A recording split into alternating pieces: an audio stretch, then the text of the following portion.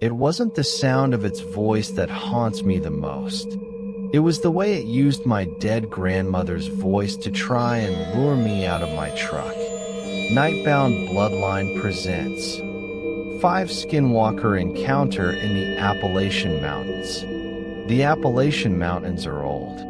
Older than the stories we tell about them. Their deep, shadowed hollers and dense, untamed woodlands hold secrets that predate our maps and our understanding of the world. The account you are about to hear comes from a man named Eli, a long-haul trucker who found himself on a forgotten road, deep in the heart of those ancient hills. He submitted his story to us with one condition, that we warn others. What follows is his experience, in his own words. We present it to you, as always, without embellishment. My name is Eli. I'm 54 years old, and I've been driving a big rig for 30 of them. You see a lot of strange things on the road at 3 in the morning, but you learn to explain them all away. A trick of the light, an animal, your mind playing games with you when you're running on coffee and fumes. I've never been a superstitious man. I deal in diesel, deadlines, and hard facts. If I can't touch it, weigh it, or log it, it ain't real. Or at least, that's what I used to believe. This happened last October. I was hauling a load of furniture from Knoxville to a little town in West Virginia you've never heard of.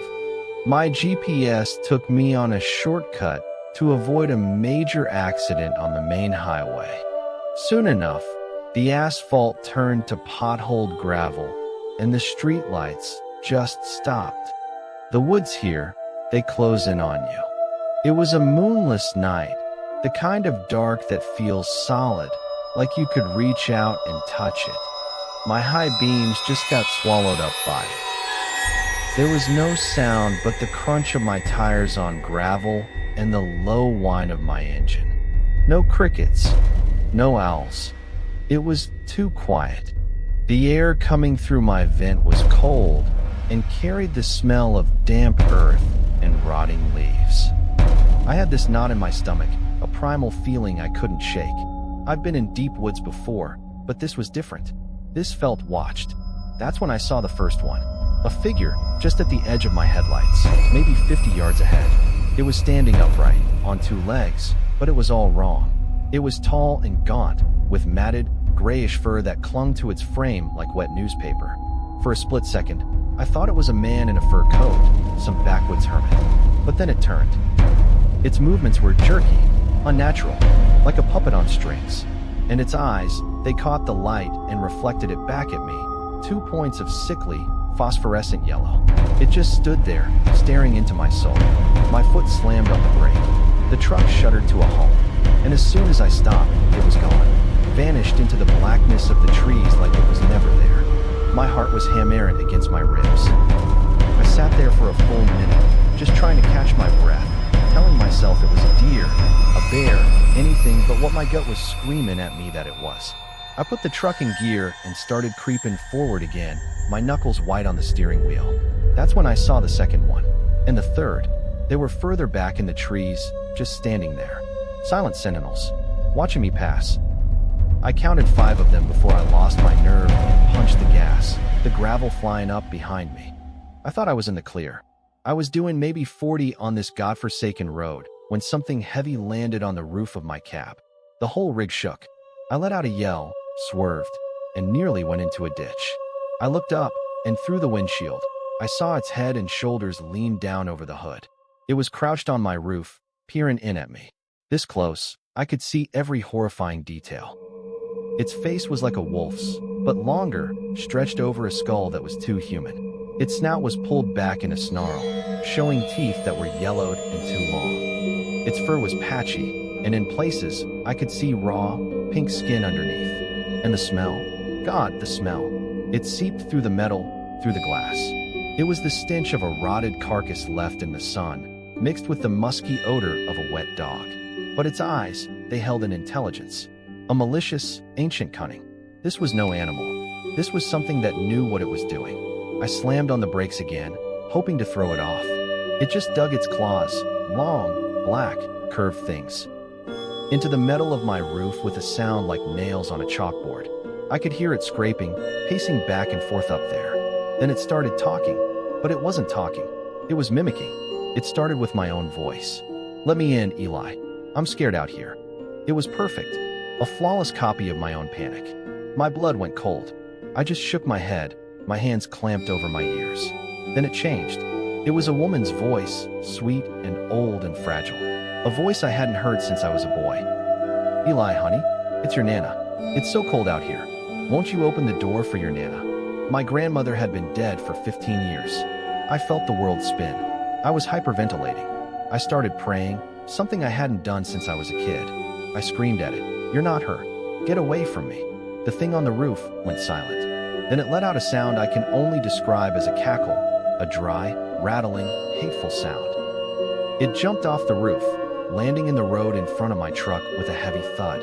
It stood up to its full height, and I swear it was 8 feet tall if it was an inch. It didn't run. It just loped. It moved into the middle of the road and started walking backwards, keeping its horrible yellow eyes locked on me the entire time, matching my speed as I inched forward. It was hurting me, blocking my path. It would stop, and I'd have to stop, terrified it would charge. I don't know how long this went on. A minute? 10. It felt like an eternity. I saw a break in the trees up ahead. To my right, an old logging trail, barely more than a dirt path. It was my only chance. I wrenched the wheel hard, stomped on the gas, and my rig bounced and crashed onto that path. Branches screeched against the sides of my trailer. I didn't dare look back. I drove for miles on that path, my whole body shaking so bad I could barely keep my foot on the pedal. I finally saw a glimmer of light through the trees, a farmhouse. I pulled into their yard, killed the engine, and just sat there, sobbing. I couldn't stop shaking. I vomited right there out the window. The farmer came out with a shotgun. I must have looked like a ghost. I couldn't even form words. He let me stay in my cab until sunrise. I never went back to that road. I took the long way, adding 6 hours to my trip, and I didn't care. I reported an aggressive animal to the company, left out the details. They'd have thought I was crazy, but I know what I saw. I'm a trucker. I'm a man of logic. But what I saw that night, it broke my understanding of the world. I don't drive at night in the deep mountains anymore. I can't. And sometimes, when the house is quiet and the wind blows just right through the trees outside my window, I can still smell that rot. And I can still hear my Nana's voice calling for me from the dark. Eli's account is a chilling reminder that some corners of our world are best left unexplored. The phenomenon he describes, the mimicry, the unnatural form, the feeling of being hunted by an intelligent predator, aligns with countless other testimonies from the Four Corners region to the Smoky Mountains. These stories speak of something ancient, something that wears the skin of the familiar to lure us into a fatal sense of security. They force us to question what we think we know about the wilderness and about the very nature of reality itself. If you have a story of your own, a brush with the unexplained that still haunts your waking hours, we invite you to share it in the comments below. Your experience could be the next chapter in the chronicles of the unknown. If you found this tale unsettling, please like this video and subscribe to Nightbound Bloodline for more journeys into the shadows. This has been Nightbound Bloodline. Thank you for listening. Until next time, sleep with one eye open.